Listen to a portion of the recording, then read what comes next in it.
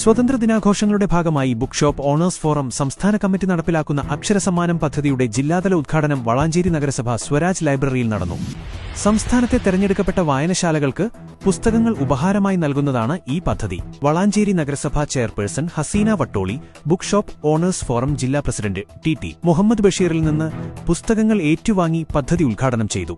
വായനാ സംസ്കാരം വളർത്തുന്നതിനും പ്രാദേശിക ലൈബ്രറികളെ ശക്തിപ്പെടുത്തുന്നതിനും ഇത്തരം കൂട്ടായ്മകളുടെ ഇടപെടലുകൾ മാതൃകാപരമാണെന്ന് ചെയർപേഴ്സൺ അഭിപ്രായപ്പെട്ടു. ജില്ലാ സെക്രട്ടറി CP മുഹമ്മദ് അമീൻ പദ്ധതി വിശദീകരിച്ചു.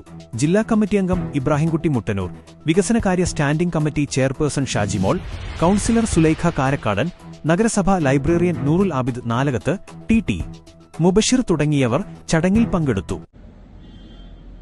കേരളത്തിലെ ബുക്ക് ഷോപ്പ് ഓണേഴ്സിന്റെ സംഘടനയാണ് BSOF, അതായത് ബുക്ക് ഷോപ്പ് ഓണേഴ്സ് ഫോറം. സംസ്ഥാന വ്യാപകമായി ഇന്ന് തെരഞ്ഞെടുക്കപ്പെട്ട ലൈബ്രറികളിലേക്ക് അക്ഷര സമ്മാനം എന്ന പേരിൽ പുസ്തകങ്ങൾ നൽകുകയാണ്. ഇവിടെ നമ്മുടെ അധ്യക്ഷ പറഞ്ഞ പോലെ വായന മരിക്കുന്ന ഈ കാലത്ത് ഏറ്റവും കൂടുതൽ കുട്ടികളിലേക്ക് വേണ്ട അറിവ് പകർന്ന വായന മരിക്കാൻ പാടില്ല എന്നാണ് സംഘടന ഈ അക്ഷര സമ്മാനം നൽകുന്നതിൽ ഉദ്ദേശിക്കുന്നത്.